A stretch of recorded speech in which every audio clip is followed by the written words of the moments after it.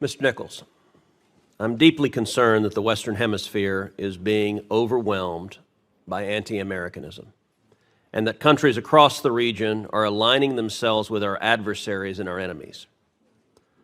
I'm deeply concerned that former U.S. allies are being replaced by leaders who are actively hostile to us and our interests, and that the Biden administration has chosen to embrace many of those leaders.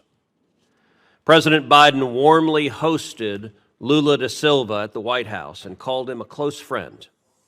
Lula is an anti-American Chavista who embraces the Chinese Communist Party, Vladimir Putin, and the Iranian regime. I'll note that President Biden has not extended the same courtesy to Israeli Prime Minister Benjamin Netanyahu, and indeed the Biden White House has made clear that Israel's Prime Minister is not welcome in the Biden White House. Now, one of the very insidious ways that our adversaries and our enemies have infiltrated the region is through corruption.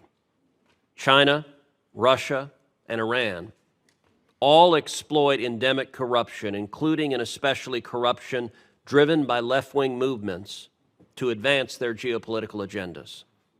Congress, and specifically this committee, has recognized the importance of combating such corruption and have given you powerful tools, in particular under Section 7031C, sanction authorities. The Biden administration has used these sanctions repeatedly across the Western Hemisphere, but not, I'm dismayed to say, not against the left-wing anti-American communists who are aligning with Russia and China and Iran. Quite the opposite. Again, the Biden administration has looked the other way at malign behavior from such actors. Well, Brazil. Bolsonaro, a pro-American leader, was replaced, to the Biden administration's cheering, with an anti-American radical Lula. And there is corruption likewise in the Lula government. In February, Lula allowed 2 of Iran's most advanced warships to dock in the port of Rio de Janeiro. The United States opposed that act, at least formally. In fact, the United States sanctioned those ships with what are supposed to be powerful designations, and yet it happened. I believe the Lula government's corruption played a significant role in their decision to ignore the Biden administration and allow the docking. Do you agree with that assessment? And has the Biden administration enforced any sanctions related to that instance, and in particular to the Brazilians providing material support to the Iranian ships? The administration engaged our partners throughout the hemisphere, and we're very pleased that the Iranian ships were not able to dock anywhere else. We're deeply disappointed that one of the 2 ships was able to dock in Brazil. The other was offshore.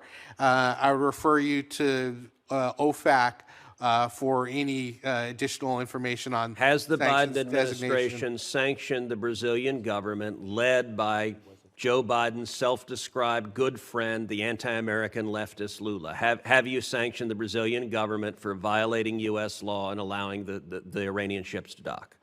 I would refer you to OFAC as to whether or not they've made a determination that action violated. You don't know whether you've sanctioned Brazil? I would refer you to OFAC. Do you know? I would refer you to OFAC. Do you know the answer? That's a yes or no question. Do you know whether the Biden administration has sanctioned Brazil? I am not aware of any sanctions with regard to that specific situation. Nor am I, and that's the problem.